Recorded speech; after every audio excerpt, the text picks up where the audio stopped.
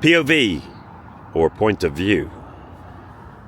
You are a 2007 Ford F250 owner attempting to start your truck for the first time after a cold Utah night. So far, so good. Come on, Seymour, you can do this. Or can't you? The trouble with Seymour. Hey guys, Sean with Long Honeymoon here, coming to you today with a quick update about what we've been up to recently. We have embarked upon yet another long honeymoon cross-country journey, and over the course of the past couple of weeks, we've traveled a couple of thousand miles from the deep south all the way out here to beautiful Moab, Utah. And we certainly have been enjoying the journey for the most part, except for the trouble with Seymour.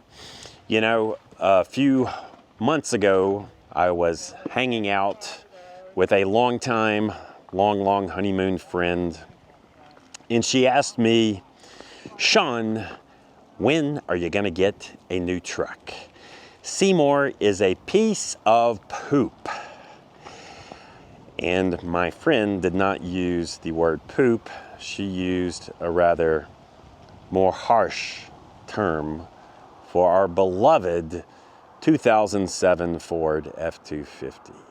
Of course, I scoffed at this question because to me, my friends, a truck is simply a tool to get a job done. And for more than 17 years, our truck Seymour has indeed gotten the job done. Oh, we may have had a few bumps along the road, but overall, here in the year of our Lord 2024, our truck has been performing quite well, and we actually traveled all the way from Alabama to Utah with no problems whatsoever. And then we arrived at the home of my friend who lives in Utah, and we parked our beloved Ford truck in his driveway. Well, the next morning we backed up old Seymour out of the driveway and discovered Seymour had left quite a mess behind. Yes, our truck is leaking some sort of fluid, and it doesn't really look like oil.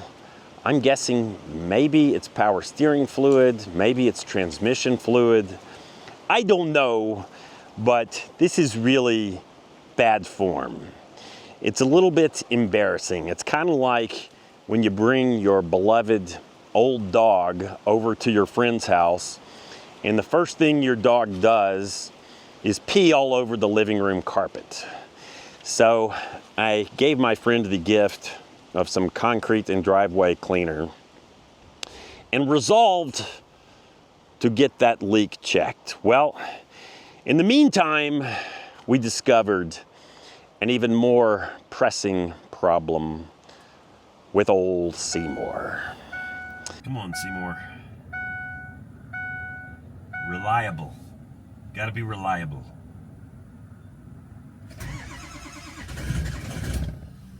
He thought about it. He's trying.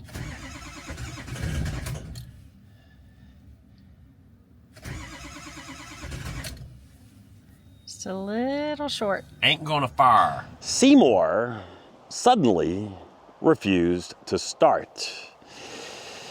Old Seymour ain't gonna fire. Found on road dead. I would go to the truck, try to crank the truck on a cold morning, and the truck would not start. Now, last year, some of you may recall, we had similar truck problems in the great state of Kentucky. And in Kentucky, we had installed a new FICM, fuel injector control module, in our truck.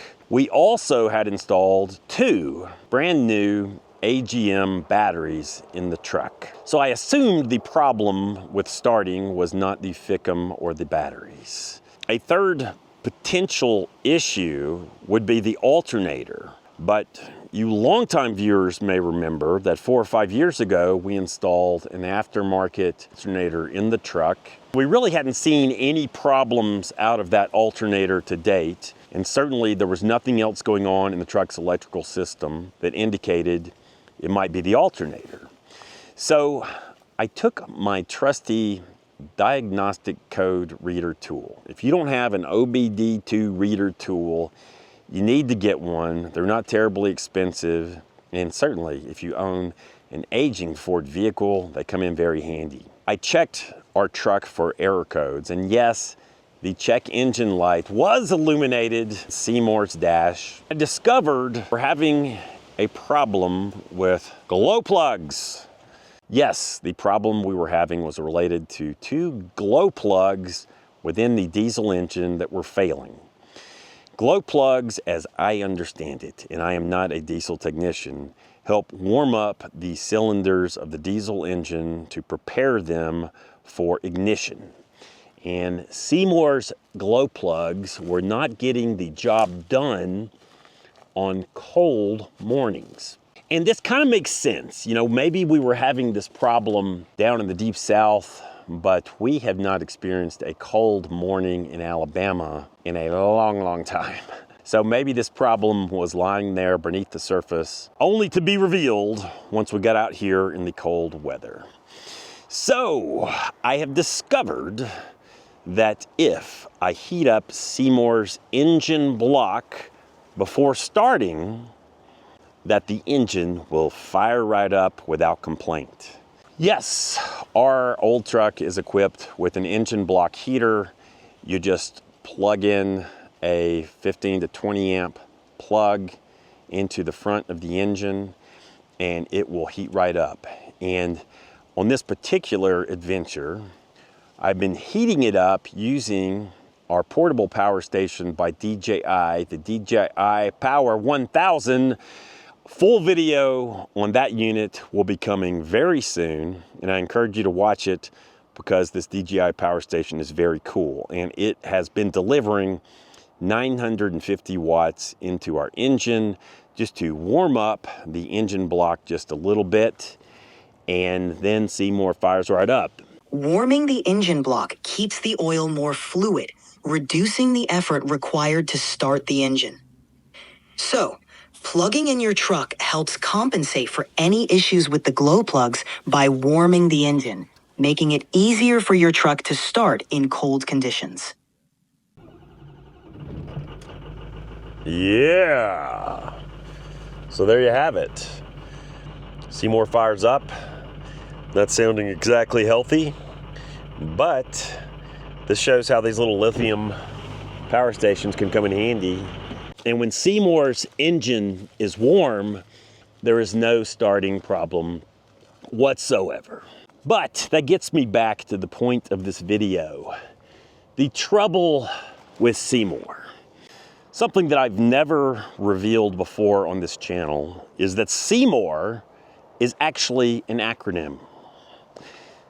Yes, the word SEEMORE stands for savoring every exhilarating moment of reliable exploration. Here we arrive at the true trouble with SEEMORE.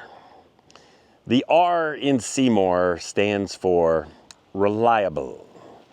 And there are few people in our audience who would currently describe our truck as reliable. This has created a bit of a quandary. As you know, I am one of the 0.5% of the American population that actually liked the looks of the Tesla Cybertruck.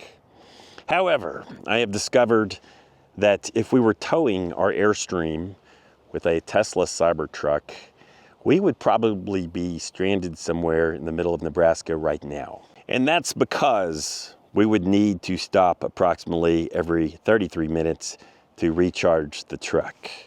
So I'm holding off on the Cybertruck purchase, yet I must confess I am more than just a little bit concerned about good old SEEMORE.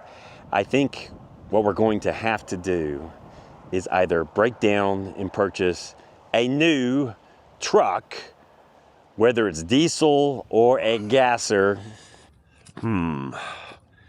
Tempting. It is tempting. Or we're going to have to break out the checkbook and spend a lot of money overhauling our existing truck, because old SEEMORE is not living up to his acronym these days. We do expect a lot of R out of our truck. We expect reliability. And that, my friends, is the trouble with SEEMORE. So what do you think we should do?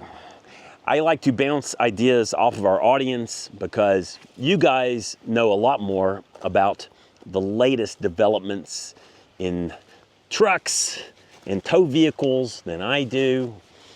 Like I said, I actually am a car guy. I love sports cars too much, but I kind of look at trucks as tools to get work done. And I don't need anything particularly flashy. I just want something that's reliable and I don't have to worry about, because it's not a whole lot of fun if you can't count on your truck to get you from point A to point B. Now, pretty soon we're gonna stop and we're gonna have some new glow plugs put in old SEEMORE, and I'm sure that will patch up the problem for the time being, but it doesn't really solve the bigger issue that our truck is now 17 years old and it's about as reliable as I was when I was 17 years old. Not very. So that's it, guys. Yet another unusual episode of Long Honeymoon, the longest running honeymoon themed RV show on the interwebs, or so I continue to claim, and no one is contradicting my claim. So there's a look at old SEEMORE. Is this the end for SEEMORE, or is it only a new beginning? We'll find out. Thanks for tuning in, guys. Coming up soon will be that DJI Power 1000 review. Don't miss it, and we will have more videos about our travels on this particular journey. Until next time, I'm Sean. Thanks, as always, to you guys for tuning in.